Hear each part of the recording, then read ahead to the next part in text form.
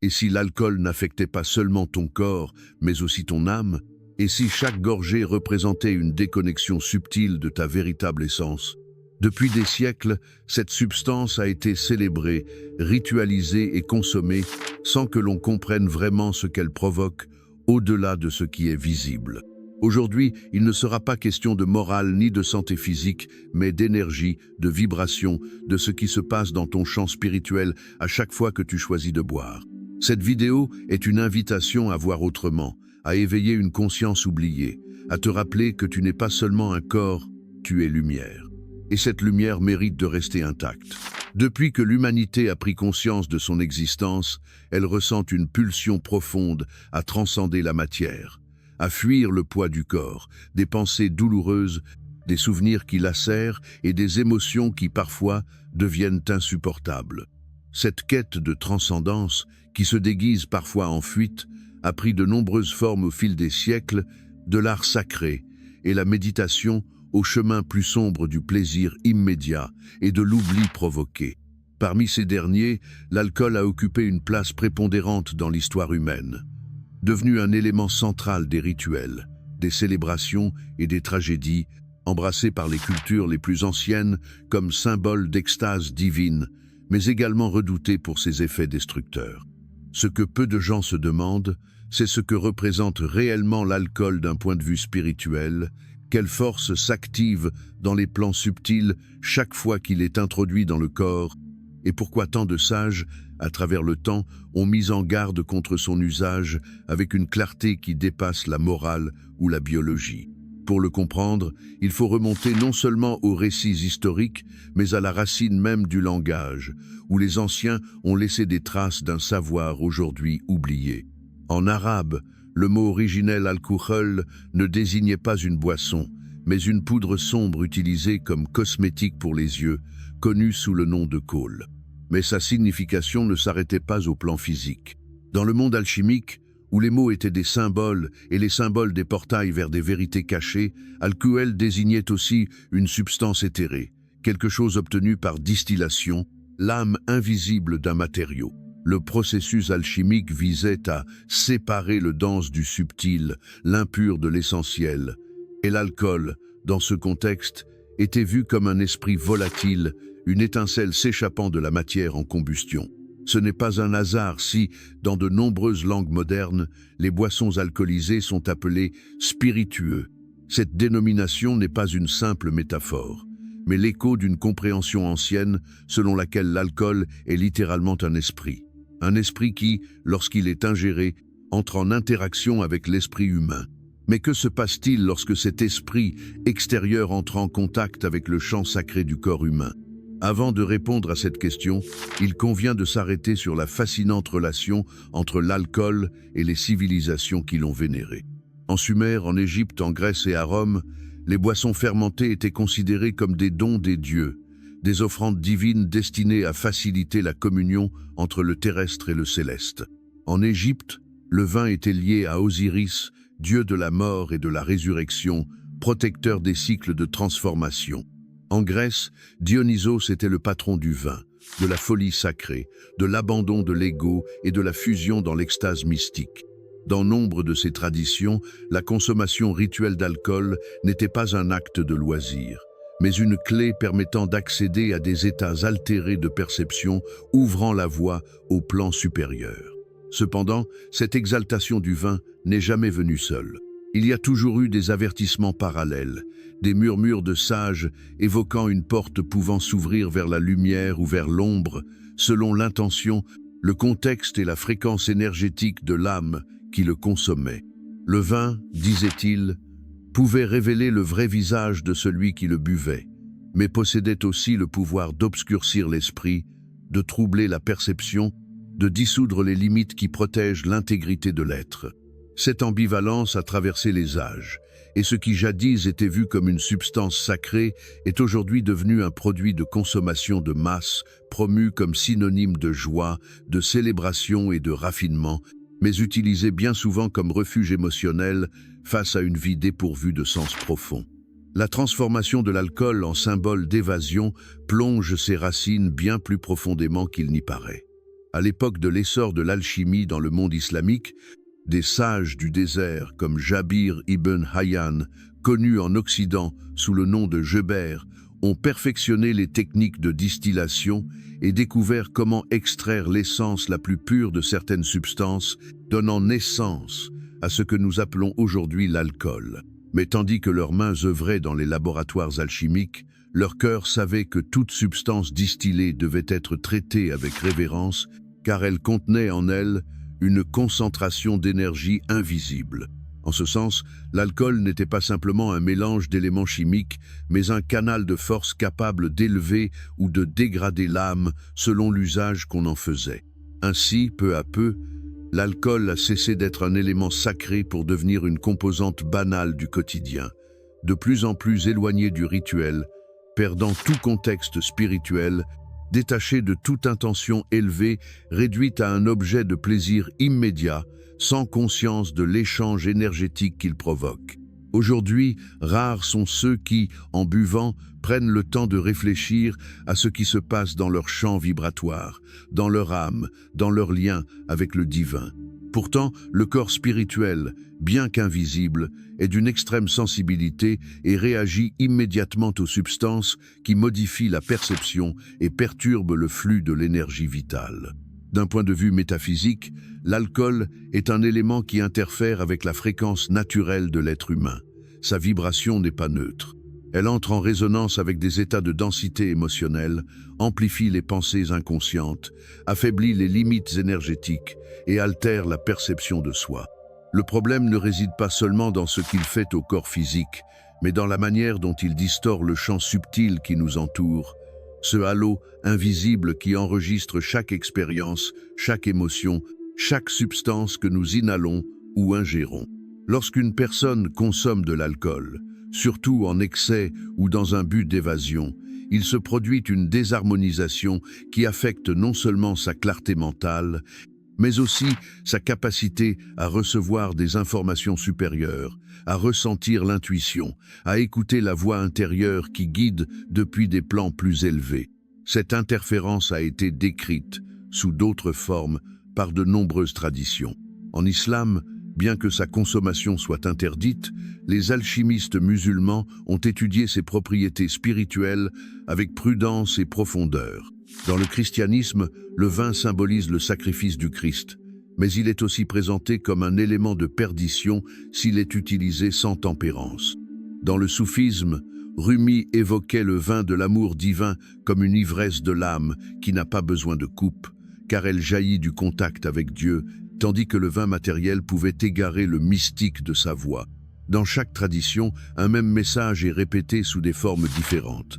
Tout ce qui a le pouvoir de modifier la conscience doit être abordé avec responsabilité, respect et conscience, sans quoi cela devient une arme de déconnexion spirituelle. Aujourd'hui, nous vivons dans une société où cette conscience a été diluée. L'alcool fait partie du divertissement, de la culture populaire, des mécanismes de socialisation et du soulagement émotionnel, mais son essence reste inchangée. C'est un esprit, une présence subtile qui entre dans le système énergétique humain et en modifie la structure. Il ne s'agit pas de juger ni de moraliser, mais de comprendre. Comprendre que toute substance possède une fréquence et que la consommation d'alcool n'est pas anodine du point de vue énergétique. Sa vibration peut être belle lorsqu'elle est intégrée à un rituel sacré, mais dévastatrice lorsqu'elle devient une habitude inconsciente. La première étape de notre chemin consiste à regarder l'alcool avec un regard neuf, non comme un ennemi extérieur, mais comme un miroir de nos propres quêtes non résolues. Que cherchons-nous quand nous le sollicitons?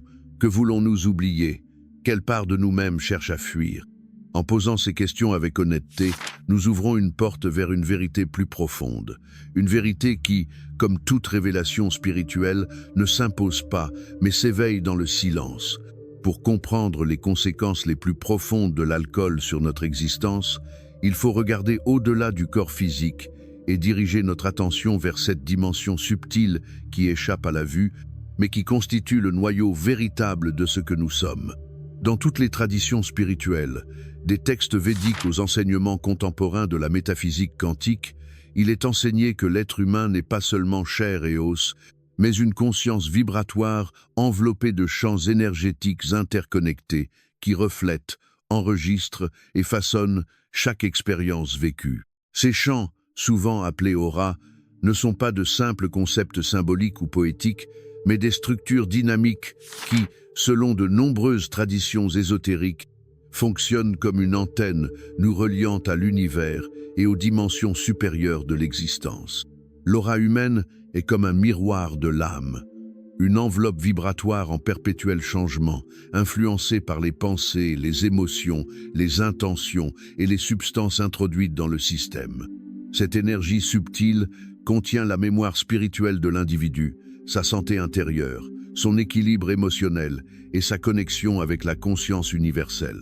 C'est pourquoi, lorsqu'une substance comme l'alcool entre dans l'organisme, son effet ne se limite pas au système nerveux ou aux fonctions cognitives, mais atteint des couches beaucoup plus profondes, modifiant la fréquence vibratoire et provoquant des brèches dans cette structure invisible qui, lorsqu'elle est intacte, protège l'être humain des énergies extérieures à basse vibration. La science conventionnelle commence à peine à reconnaître l'existence de ces champs subtils. Certaines études en physique quantique et en biologie énergétique suggèrent la présence d'un maillage électromagnétique entourant le corps, réagissant avec sensibilité aux stimuli internes et externes. Pourtant, depuis des siècles, les sages spirituels parlent de cette réalité avec une clarté absolue. Lorsqu'une personne consomme de l'alcool, en particulier de manière récurrente ou incontrôlée, une fracture se produit dans ce champ énergétique. Il ne s'agit pas simplement d'un effet physiologique ou émotionnel, mais d'une ouverture énergétique qui laisse l'individu exposé à des influences ne provenant pas toujours de lui-même. Rudolf Steiner, l'un des plus grands visionnaires du XXe siècle, affirmait que l'alcool a la capacité d'affaiblir l'individualité spirituelle de l'être humain. Selon lui, lorsque le moi supérieur est obscurci par des substances altérant la conscience, des forces extérieures peuvent occuper cet espace laissé vacant. Ces forces, connues dans certaines écoles ésotériques comme entités astrales, formes pensées denses ou même parasites énergétiques, se nourrissent des émotions déséquilibrées que l'alcool réveille. La colère, la peur, la confusion, le désir effréné. Le corps énergétique, une fois affaibli, devient un terrain fertile pour l'invasion de ces schémas qui ne se manifestent pas toujours de façon spectaculaire, mais qui érodent lentement la volonté, la clarté et le lien avec le but profond de l'âme. Lorsque l'aura se brise ou se fragmente, l'alignement avec l'axe central de l'être est perdu. Cela se manifeste souvent par une sensation de perte de contrôle, de vide existentiel, de confusion intérieure. La personne ne perçoit plus clairement son intuition, sa boussole spirituelle, et commence à dépendre de plus en plus de stimulations extérieures pour se sentir vivante. Voilà la racine la plus profonde de l'addiction, non seulement à l'alcool, mais à toute substance ou tout comportement qui nous éloigne de notre souveraineté énergétique. L'âme ne supporte pas la déconnexion, et lorsqu'elle survient, elle tente désespérément de la compenser par des expériences qui, bien que plaisantes sur le moment, perpétuent le déséquilibre. Sur le plan énergétique, l'un des effets les plus immédiats de l'alcool est l'altération des centres d'énergie connus sous le nom de chakras. Ces roues subtiles, disposées le long de la colonne vertébrale, sont des portes d'entrée et de sortie de l'énergie cosmique. Chaque chakra régit des aspects spécifiques de notre conscience, du plus terrestre au plus spirituel. L'alcool, par sa nature vibratoire, tend à surstimuler le premier chakra, le chakra racine, associé à la survie, au désir sexuel, au plaisir immédiat et au besoin de contrôle sur l'environnement. En parallèle, il affaiblit le chakra couronne, canal de connexion au divin, au plan supérieur de conscience et à la sagesse universelle.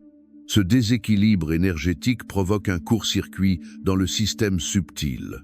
La personne s'ancre dans la densité, le matériel, l'instinctif, tout en perdant l'accès aux niveaux les plus élevés d'inspiration et de guidance spirituelle. C'est pourquoi, après une nuit de consommation excessive d'alcool, beaucoup ressentent non seulement la gueule de bois physique, mais aussi une sorte d'opacité spirituelle, un sentiment de désorientation, d'instabilité émotionnelle, une incapacité à méditer, à se concentrer ou à prendre des décisions éclairées. Ce qui se passe, c'est que leur champ énergétique est encore affecté par les fréquences denses laissées par la substance. Dans les cas prolongés, ce déséquilibre peut devenir chronique et la personne entre dans un état de fragmentation constante avec des sautes d'humeur imprévisibles, des troubles du sommeil, des pensées répétitives et une sensation persistante de manque de direction. L'âme, alors, commence à envoyer des signaux.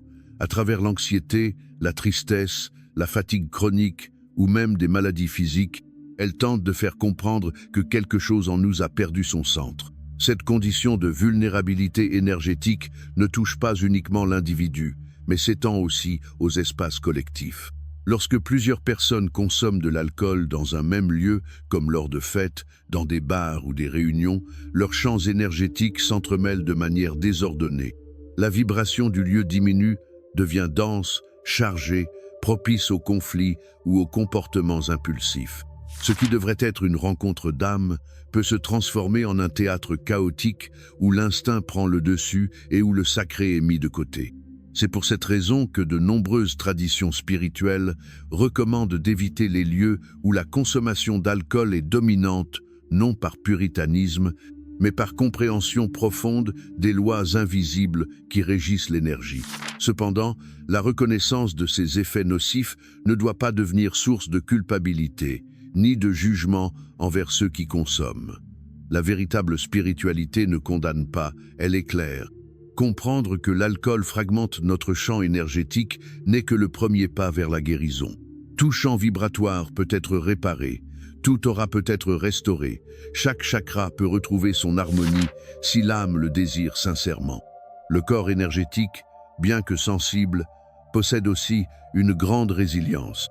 Il suffit de reconnaître ce qui a été abîmé et de faire des choix conscients qui nous ramènent à la fréquence originelle avec laquelle nous sommes venus au monde. La méditation, le travail respiratoire, la prière profonde, le contact avec la nature, l'art sacré, l'utilisation de sons à haute fréquence vibratoire et surtout l'intention claire et aimante sont autant d'outils capables de purifier le champ énergétique et de sceller les fissures que l'alcool a ouvertes. Mais avant d'emprunter ce chemin de réintégration, il est essentiel d'accepter avec humilité qu'une partie de nous s'est fragmentée, que nous nous sommes éloignés de notre axe, que nous avons temporairement remis le gouvernail de notre âme à des forces extérieures et que nous sommes prêts à le reprendre avec des mains fermes et un cœur ouvert. Car en fin de compte, il ne s'agit pas simplement d'éviter l'alcool. Il s'agit de comprendre pourquoi nous avons permis à cette substance d'entrer dans un espace aussi sacré que notre corps, pourquoi nous l'avons utilisé comme pont pour accéder à une sensation qui existait déjà en nous. Lorsqu'on saisit que rien d'extérieur n'est nécessaire pour se sentir complet, l'énergie commence à se réorganiser, à s'élever, à circuler avec fluidité. Et c'est alors que l'âme, enfin, commence à se souvenir de sa véritable fréquence. À mesure que s'approfondit notre compréhension spirituelle de l'alcool, une question émerge, en apparence simple, mais porteuse d'une des vérités les plus complexes de la condition humaine. Pourquoi, sachant que l'alcool nuit à notre corps, notre esprit et notre énergie, continuons-nous à le rechercher avec autant d'insistance? Cette question ne peut être résolue ni par la logique, ni par la biologie. Elle exige un regard plus vaste, plus sincère, un regard capable d'explorer les abîmes émotionnels, les manques spirituels et les mémoires inconscientes qui façonnent nos décisions quotidiennes.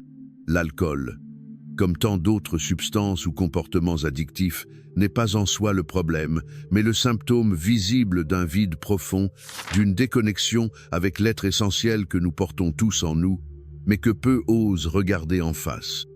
Au cœur de cette attirance pour l'alcool réside une illusion soigneusement tissée par la culture, le système et le désir collectif d'échapper à la douleur existentielle. On nous a fait croire que la vie devait être légère, amusante, constamment joyeuse, et que toute émotion allant à l'encontre de ce dictat tristesse, anxiété, doute, peur devait être anesthésiée. L'alcool apparaît alors comme une solution rapide, une soupape, une trêve temporaire face à la complexité de l'existence. Il nous promet un soulagement, nous propose une version plus audacieuse de nous-mêmes, nous offre une pause durant laquelle, ne serait-ce qu'un instant, les conflits que nous ne savons pas résoudre semblent s'évanouir. Mais ce que l'on tait, c'est que cette pause a un prix, et que ce prix n'est pas seulement physique, mais aussi énergétique et spirituel. Lorsqu'une personne consomme de l'alcool pour se sentir mieux, elle ne résout pas le mal qui la ronge, elle le repousse. Elle place un voile sur la blessure, mais celle-ci demeure, pulsante en silence, accumulant une énergie non transmutée. Cette énergie, sans être transformée, devient densité émotionnelle, schéma répétitif, blocage qui finissent par se manifester dans le corps ou dans la réalité extérieure. Le plus inquiétant, c'est que plus ce mécanisme d'évitement se répète, plus s'ancre profondément la croyance inconsciente qu'il est impossible de vivre sans cet échappatoire, que faire face à la vie de front est trop douloureux ou trop difficile. Ainsi naît le cycle de dépendance émotionnelle. L'illusion que seule cette substance, l'alcool, nous permet d'être libres, heureux, courageux ou acceptés. Mais en réalité, c'est tout le contraire qui se produit. L'alcool n'émancipe pas, il enchaîne. Il ne donne pas de pouvoir, il le retire, il n'éclaire pas, il assombrit. Et il le fait avec subtilité, avec une douceur trompeuse, avec cette voix intérieure qui murmure « juste un dernier verre et tout ira bien ». Mais ce verre n'apporte pas de solution, il apporte l'oubli.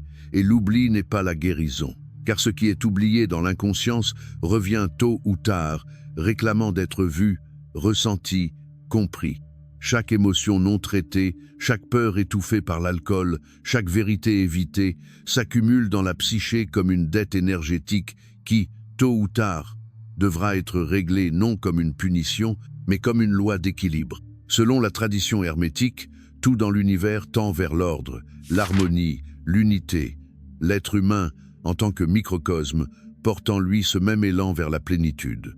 Le problème survient lorsqu'il cherche cette plénitude à l'extérieur, dans ce qu'il consomme, acquiert ou expérimente de manière superficielle, oubliant que l'essentiel n'a jamais été à l'extérieur, mais dans l'intimité la plus profonde de l'âme. Cette quête erronée de l'unité, que les alchimistes appelaient unis mundus, nous pousse à courir après des mirages. Plaisir instantané, reconnaissance sociale, soulagement momentané, tout en laissant intact le noyau de notre blessure primordiale. Dans ce contexte, l'alcool devient un faux pont vers le divin, une tentative désespérée de se rappeler qui nous sommes, mais qui, par sa nature même, nous éloigne encore davantage de cette vérité. Platon, dans ses dialogues, décrivait l'âme comme un être ayant oublié son origine, vivant prisonnier des ombres du monde sensible. L'alcool, dans cette optique, agit comme un double voile. Non seulement il nous maintient dans l'ombre, mais il nous fait croire que nous sommes éclairés. Il nous trompe avec des sensations d'euphorie, de confiance ou de détente, qui ne sont en réalité que des distorsions temporaires de notre champ énergétique. L'âme, en quête d'élévation vers la vérité, se trouve alors entraînée vers des plans plus denses, où l'on confond expansion et démesure, liberté et inconscience, amour et oubli. D'un point de vue psychologique, l'alcool renforce des schémas profonds de dépendance émotionnelle. Beaucoup de personnes ne boivent pas par plaisir, mais par besoin intérieur. Elles le font pour éviter le silence, calmer l'anxiété, apaiser la douleur ou ressentir, ne serait-ce que quelques heures, un semblant de sens à leur vie. Dans ce sens, l'alcool devient une forme de refuge émotionnel, une bulle dans laquelle on respire sans affronter les véritables causes de sa souffrance. Mais toute bulle, tôt ou tard, éclate. Et lorsqu'elle éclate, la douleur contenue revient amplifiée, car non seulement elle est toujours là, mais elle est désormais accompagnée de la culpabilité, de la confusion et de l'épuisement énergétique qu'engendre l'abus d'une substance qui n'a jamais été conçue pour guérir, mais pour révéler. Or, cette révélation, c'est précisément ce que beaucoup redoutent, car lorsque l'alcool se dissipe, il ne reste que la solitude, l'insécurité, la déconnexion, et faire face à cela, sans une structure intérieure solide, peut être terrifiant. C'est pourquoi le cycle se répète. Il est plus facile de reprendre un verre que d'affronter le vide. Mais ce vide n'est pas l'ennemi. Il est l'espace où peut naître le renouveau, où la vérité peut germer, où le lien avec le divin peut être reconstruit. Pour accéder à cet espace, il faut pourtant renoncer à l'illusion du plaisir que l'alcool promet et accueillir l'inconfort de ressentir ce qui a été si longtemps évité. Dans de nombreuses traditions spirituelles, l'alcool est perçu comme un obstacle direct à l'éveil. Bouddha l'interdit expressément, non par morale, mais parce qu'il savait que le voile qu'il jette sur l'esprit empêche de voir la vérité telle qu'elle est. Dans la Bhagavad Gita, l'alcool est décrit comme une substance qui augmente les ténèbres tamas et l'agitation raja, éloignant le pratiquant de l'équilibre nécessaire à l'expansion de la conscience. Dans le christianisme, des saints comme Augustin ont souligné que l'ivresse est une forme d'autodestruction de l'âme, une rupture avec la grâce divine. Dans tous ces enseignements, une même mise en garde revient. Ce qui obscurcit l'esprit affaiblit l'âme, et ce qui affaiblit l'âme rompt le lien avec la source. Mais tout n'est pas avertissement ni jugement. Le but de cette réflexion n'est pas de condamner, mais d'éveiller. Éveiller à la possibilité de vivre depuis un autre endroit, depuis une conscience qui n'a pas besoin d'être altérée pour ressentir la paix, l'amour ou la plénitude. Car cette paix, cet amour et cette plénitude existent déjà en chacun de nous en attente d'être reconnus. Et pour les reconnaître, il suffit du courage de regarder en soi, de soutenir le regard dans le miroir de l'âme sans fuir, de permettre à ce qui fait mal de s'exprimer, de guérir et de s'intégrer. Rompre avec l'illusion de plaisir que représente l'alcool est, en définitive, un acte de puissance spirituelle. Non parce qu'il s'agit d'un renoncement, mais parce qu'il s'agit d'un choix. Choisir la vérité plutôt que l'illusion, la lumière plutôt que la confusion, l'unité plutôt que la fragmentation. C'est dire à l'âme « Je suis prête à rentrer chez moi ». Lorsqu'on reconnaît enfin que l'alcool n'a jamais été un allié, mais un voile, qu'on prend conscience que sa douceur apparente dissimulait en réalité un processus de déconnexion de l'être, de l'intuition et de la lumière intérieure, une nouvelle étape commence à naître. Il ne s'agit pas d'une décision soudaine, ni d'une transformation fulgurante, mais d'un chemin silencieux, profond, parfois incertain, mais empli de possibilités. C'est le chemin du retour, ce sentier qui ne mène vers aucun lieu extérieur, mais vers cette demeure intérieure que l'on avait oubliée.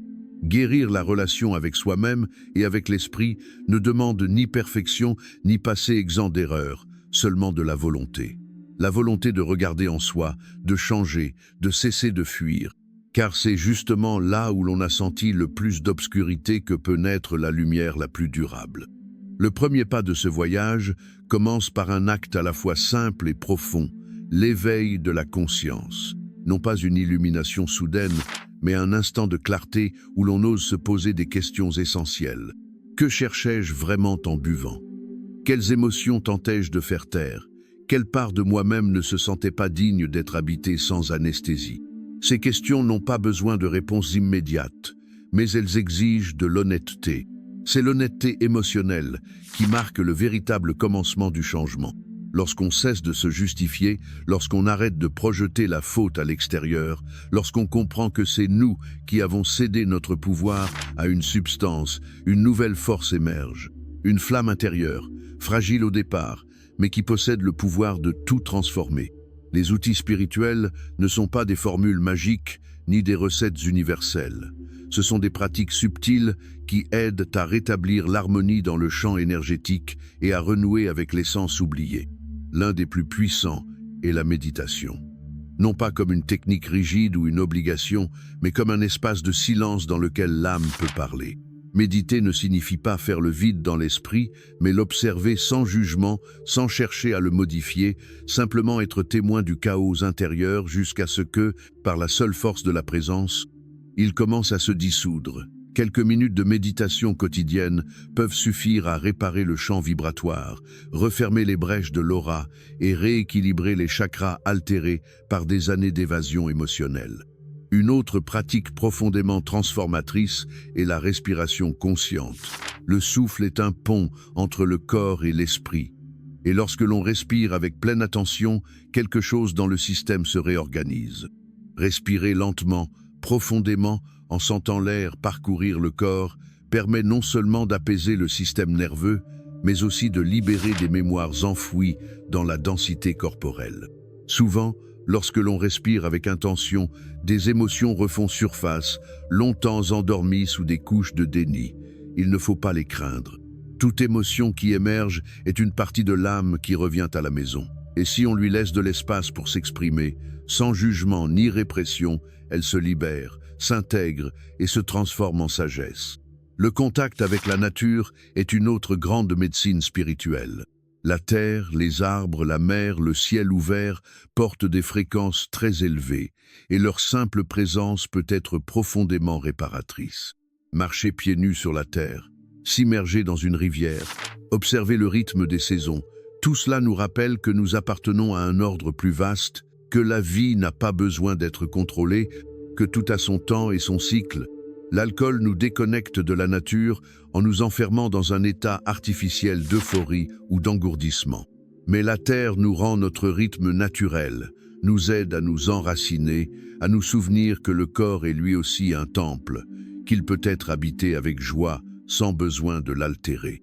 Le yoga, lorsqu'il est pratiqué comme un chemin spirituel et non simplement comme une gymnastique, peut également devenir un outil précieux.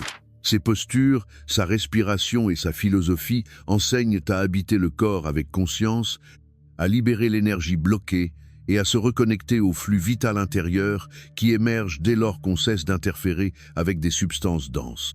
Il ne s'agit pas de réussir une posture parfaite, mais de bouger avec intention, en écoutant son intériorité, en laissant le corps s'exprimer et se guérir à travers le mouvement. La prière est un autre portail vers l'âme.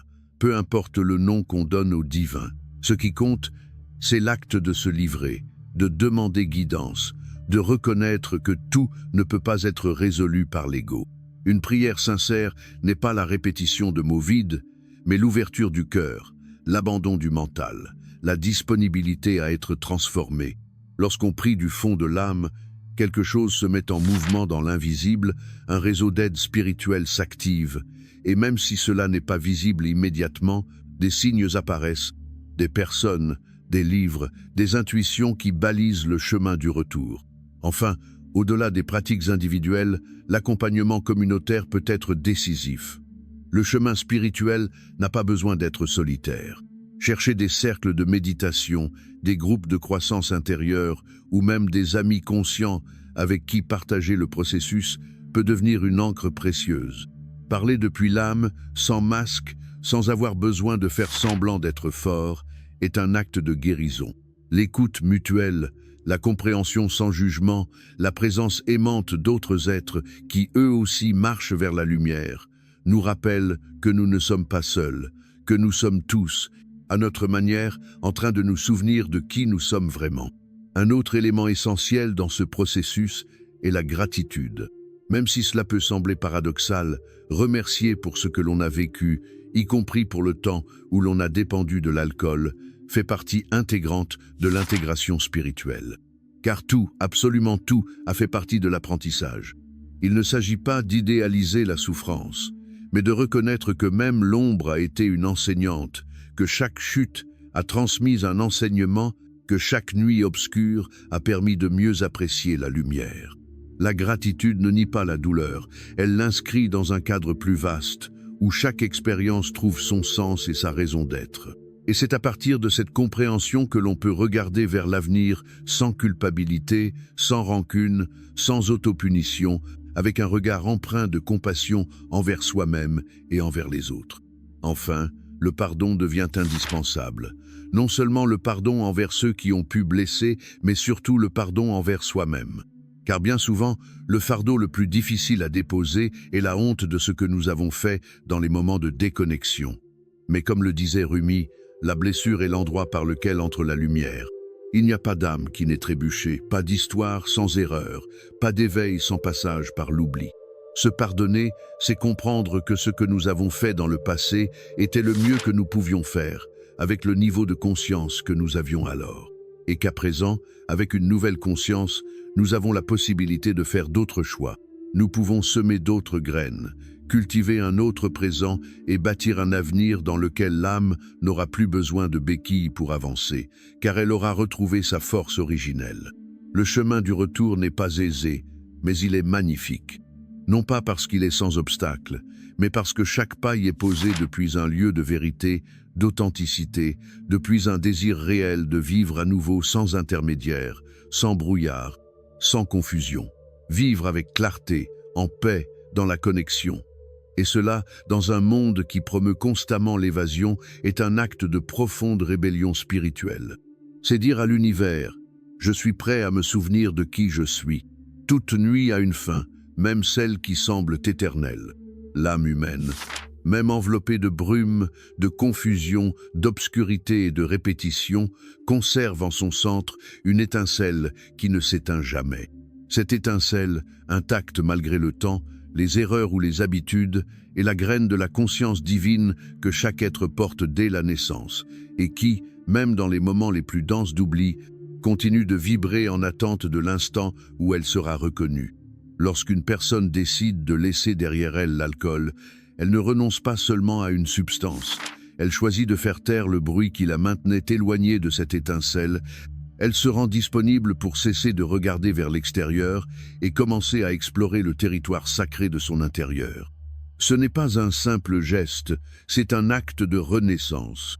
Et comme toute renaissance, il est précédé d'une mort, celle du personnage qui entretenait l'illusion du plaisir, du contrôle, de la fuite, de la nécessité d'anesthésier l'âme pour supporter la vie.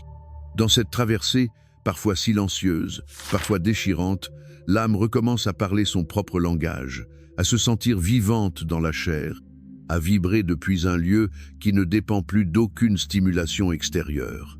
Cet instant est subtil, il ne s'accompagne ni de feux d'artifice, ni d'applaudissements.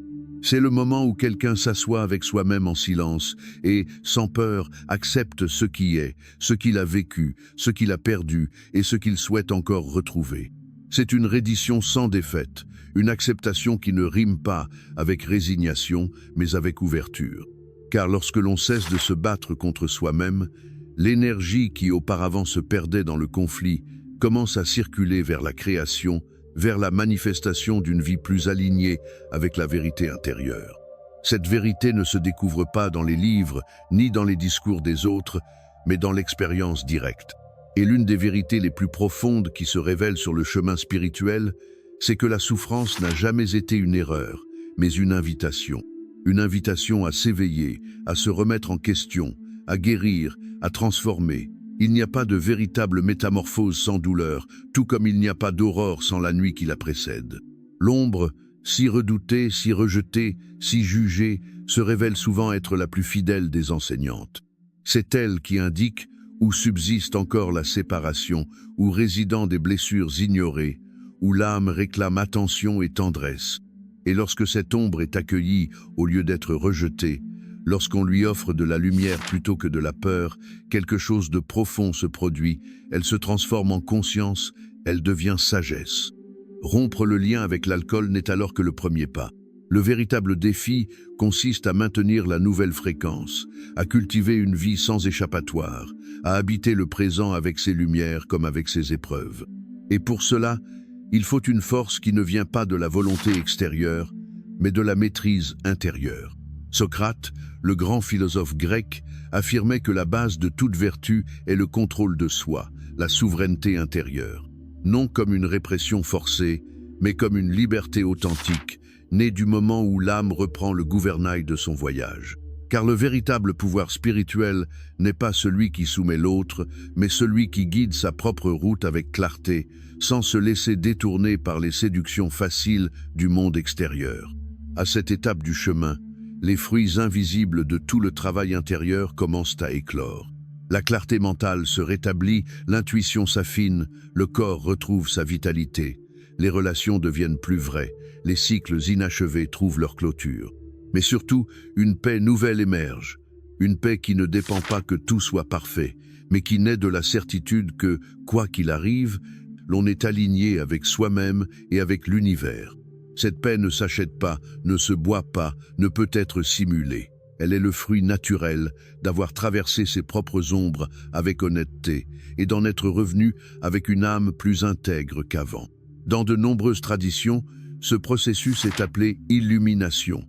Mais il ne faut pas imaginer l'illumination comme un état inaccessible réservé aux saints ou à des mystiques lointains. S'illuminer, c'est simplement amener de la conscience là où il n'y avait que des automatismes. C'est regarder avec des yeux neufs ce qui a toujours été là. C'est choisir, à chaque instant, d'agir depuis l'amour plutôt que depuis la peur, depuis la vérité plutôt que le confort, depuis la compassion plutôt que le jugement. Et même si cela peut sembler difficile, chaque petit acte de conscience est une victoire de l'esprit sur les vieux schémas de l'oubli. Une personne qui a traversé le processus de libération de l'alcool dans une perspective spirituelle ne redevient jamais celle qu'elle était auparavant. Parce que ce chemin l'a transformée. Elle a découvert que sa valeur ne réside ni dans ce qu'elle consomme, ni dans ce qu'elle projette, ni dans ce que les autres pensent d'elle. Sa véritable valeur réside dans sa capacité à s'habiter pleinement, à maintenir sa fréquence, à rayonner sa présence. Cette présence, silencieuse mais puissante, devient un phare pour d'autres qui cherchent encore sans savoir qu'ils sont perdus. Car tout chemin spirituel authentique devient, tôt ou tard, un service. Et il ne s'agit pas de prêcher ni de convaincre, mais simplement d'être. Être exemple, être cohérence, être paix. Beaucoup de personnes, en observant cette transformation, se demandent si elles aussi en sont capables.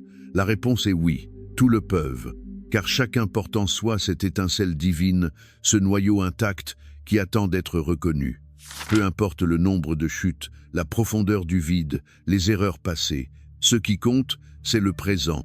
La décision que l'on prend maintenant, le pas que l'on choisit de faire aujourd'hui, la graine que l'on sème à cet instant, l'âme qui choisit de se libérer de l'alcool, qui décide de laisser derrière elle l'illusion d'un plaisir éphémère pour embrasser une plénitude durable, accomplit l'un des gestes les plus courageux qu'un être humain puisse poser en cette époque. Car elle défie le système, elle rompt des pactes inconscients, elle dit stop à la répétition et oui à la vie. Une vie vécue en éveil, avec les yeux de l'âme ouverts, les sens affinés, l'esprit clair et le cœur prêt à s'ouvrir. Visualise cette transformation comme l'éveil d'un arbre au printemps. Cet arbre, qui semblait sec, immobile, sans but durant l'hiver, commence soudain à bourgeonner. Ses branches se parent de feuilles. Ses racines s'ancrent plus profondément, sa cime s'élargit. Il en est de même pour l'âme quand elle cesse d'être arrosée par des substances qui l'engourdissent et commence à se nourrir de vérité, de silence, de présence et d'amour. Alors elle fleurit, et en fleurissant, elle n'embellit pas seulement son paysage intérieur, mais elle inspire aussi d'autres à éclore. L'alcool a pu être une ombre dans ton histoire, mais il n'est pas ton identité. Il fut une étape, un outil maladroit, une porte qui en a conduit à une autre, plus profonde.